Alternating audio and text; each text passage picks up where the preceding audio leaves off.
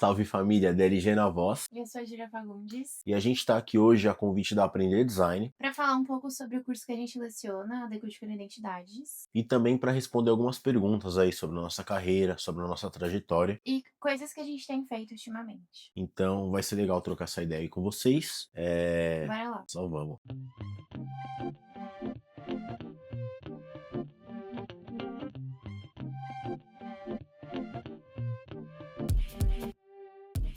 Oiê, eu sou a Júlia Fagundes, eu sou designer, artista, pesquisadora, professora e leciono o curso Decodificando Identidades da Aprender Design junto com o Diego Garcia. Inclusive, a ideia do vídeo de hoje é que a gente consiga contar um pouco da nossa trajetória. Na verdade, acho que muito mais sobre coisas que a gente tem feito. Eu agora acabei de voltar de um mestrado, o Diego acabou de voltar de um curso sobre editorial, então a gente achou que seria um momento legal para tirar dúvidas, contar um pouco desses processos e como eles vão refletir também nas aulas do curso. E é isso. Cara, eu acho que o mestrado mudou bastante minha percepção sobre o mundo como um todo e, claro, na minha profissão principalmente. Eu acho que o design crítico, né, esse mestrado que eu fiz era sobre design contextual crítico. E ele se aprofunda muito na ideia de que a gente não precisa solucionar todos os problemas, né? Acho que, como designer, eu aprendi muito na faculdade sobre, tipo, tá, somos designers, então a gente tem que sempre solucionar os problemas. E aí o design crítico vem com uma outra proposta, que é de não necessariamente solucionar os problemas, mas buscar mais problemas. E aí daí vem esse próprio nome do crítico. A gente conseguir usar o design para fazer com que as pessoas pensem sobre as coisas ou repensem sobre as coisas.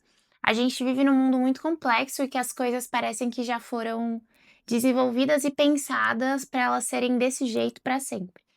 Só que eu acho que é importante, às vezes, a gente rever como uma estrutura funciona ou entender o contexto que aquilo está inserido. Eu acho que o design crítico vem muito nesse lugar e eu acabo trazendo ele para minha prática nesse sentido. Então, para mim foi muito curioso fazer esse movimento, porque agora, ao final do mestrado, eu tenho entendido como eu consigo fazer essa conexão entre as coisas. Também tenho tentado até conversar um pouco mais com o mundo da arte, de certa forma. Então, acho que é isso, no final vira uma grande mistura, mas que tem feito bastante sentido para mim.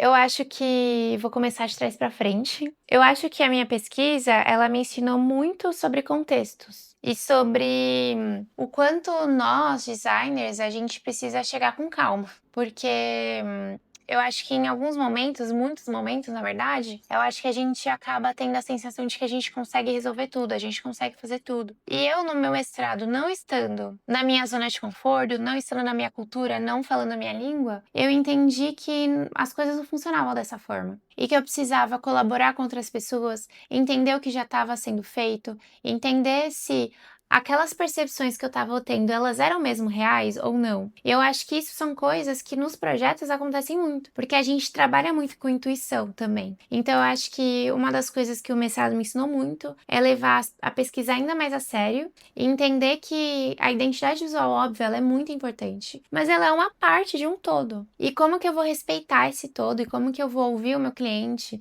e tentar, de certa forma, traduzir um pouco do que ele tá falando, entendendo que às vezes ele vai saber muito mais do que eu, mesmo eu sendo designer. E aí, falando um pouco mais sobre a tese, ela chama Desordenando o Planeta Branco. É uma análise crítica sobre museus para além da negritude. Eu gosto muito do nome, porque a palavra desordem aqui, eu não tô falando sobre um caos, na verdade. Eu tô fazendo uma relação com um conceito de Frantz Fanon.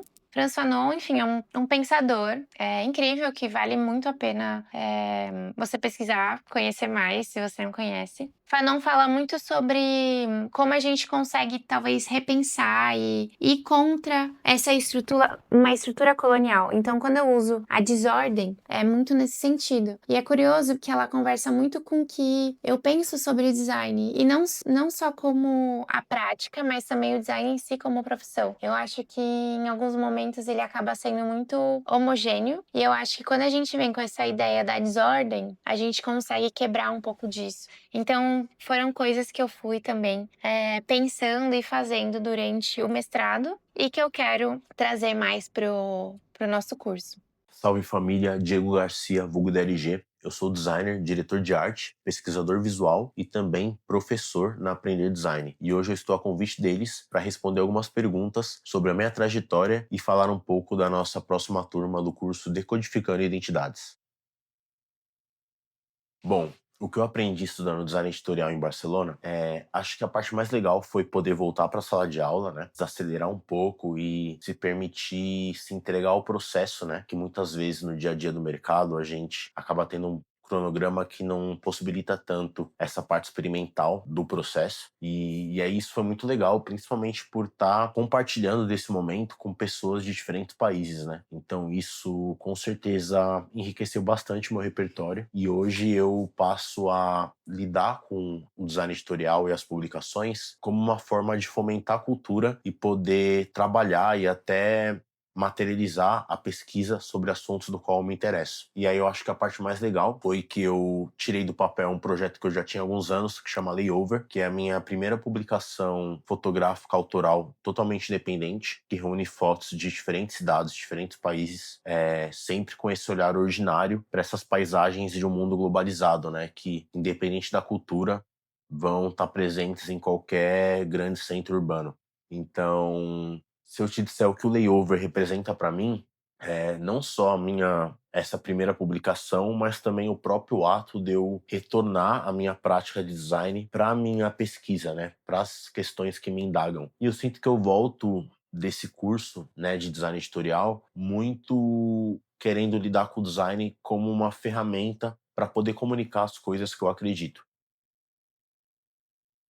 Eu acho que ambas as áreas são bem próximas. Nos 2 casos, né, tanto no design de identidade visual quanto no design editorial, a gente está falando de sistemas, né. Então uma publicação ela exige que a criação de um sistema, né, que certas escolhas sejam tomadas e certas regras sejam criadas para criar uma consistência visual durante todas as páginas, né, durante toda a narrativa. E eu acho que o mesmo a gente tem que aplicar, né, a mesma ideia, o mesmo raciocínio quando a gente está construindo uma identidade visual. Afinal, a gente está tentando contar uma história, comunicar uma mensagem também. E aí é pensar como tomar essas decisões e organizar esse sistema de símbolos, de cores, de famílias tipográficas de uma forma consistente em todos os pontos de contato.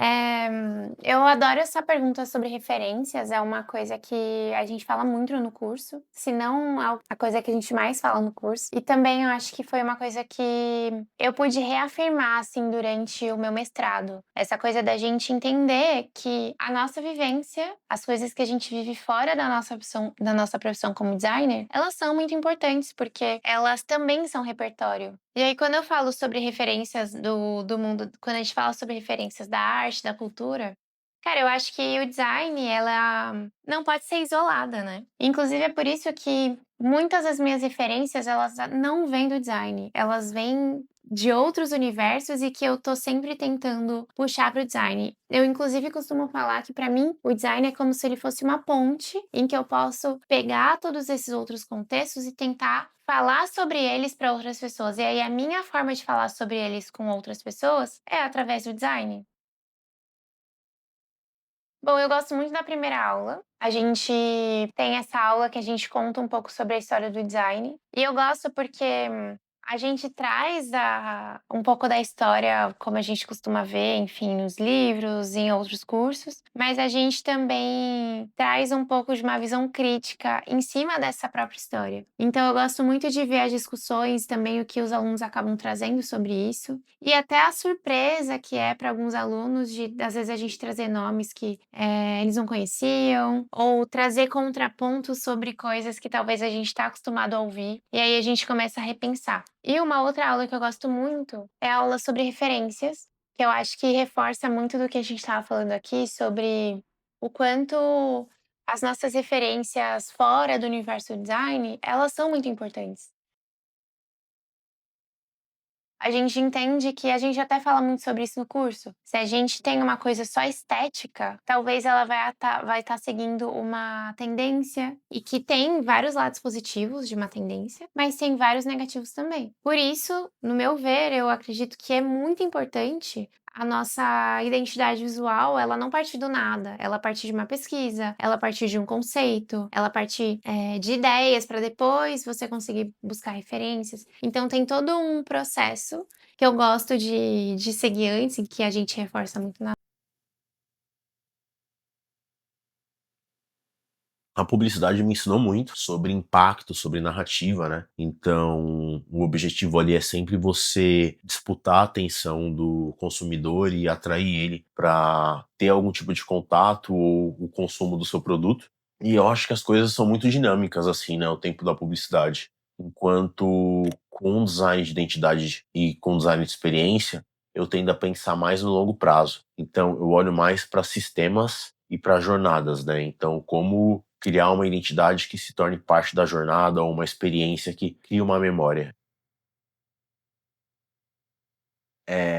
Eu brinco que a cidade, né, a rua é a grande responsável pela minha formação visual, porque eu sempre gostei de reparar nas sinalizações, nas fachadas, nas intervenções urbanas, principalmente nessas soluções criativas que as pessoas encontram para comunicar, para transmitir uma mensagem. Então, às vezes aquele bilhete, aquela placa que é feita à mão, aquela inscrição numa parede. E é louco, né? Porque para mim eu vejo a cidade como esse espaço de disputa, onde marcas, artistas, instituições, empresas, todas estão tentando ocupar o seu olhar de alguma forma e deixar uma marca, uma impressão, né, em quem passa ali. E aí, como resultado disso, acho que a rua acaba provando que uma imagem não precisa ser perfeitamente lapidada para gerar impacto e para gerar conexão. Ela só precisa fazer sentido para o contexto na qual ela está ocupando. Eu digo que tudo aconteceu de uma forma muito natural pra mim, porque eu já estava nessa busca, né, quando eu trabalhei na primeira agência aqui no Brasil que fazia projetos pra fora, eu já comecei a me interessar na possibilidade de fazer essa ponte, de entender que principalmente trabalhando como designer, trabalhando na parte visual, talvez a barreira da língua ela fosse menos importante. Mas de fato, para mim, aprender a se organizar, a entender a minha autonomia, a controlar a minha autonomia, montar um calendário, um cronograma de projetos, poder fazer essa troca, né, de feedback, e tanto receber quanto dar para pessoas de diferentes culturas, em diferentes fusos horários, eu acho que foi o ponto de virada. Quando eu entendi que eu queria buscar uma oportunidade lá fora, eu primeiro mudei a forma como eu me apresentava em todas as redes sociais, assim, principalmente no LinkedIn, e atualizei meu portfólio não só para mostrar os cases finais, mas para contar um pouco do processo de tomada de decisões, né, da execução do projeto, justamente para mostrar um pouco desse domínio técnico. E aí desde então foram 3 agências e atualmente eu tô na Day1. E aí o meu trabalho lá é mais voltado para branding e design de experiência, então tem sido uma jornada muito legal, porque dialoga 100% com o que a gente ensina aqui no curso, e também porque é um desafio, né, o design de experiência, a gente pensa a marca não só para a existência no meio nos meios impressos e digitais, mas também como materializar o conceito dessa marca no espaço físico, né. Para mim é interessante, porque eu passo a olhar mais para arquitetura, para o urbanismo, então para sinalização, né, para interface e principalmente para narrativa, para a jornada do usuário nesse espaço. Bom, gente, é isso. Eu espero que você tenha curtido.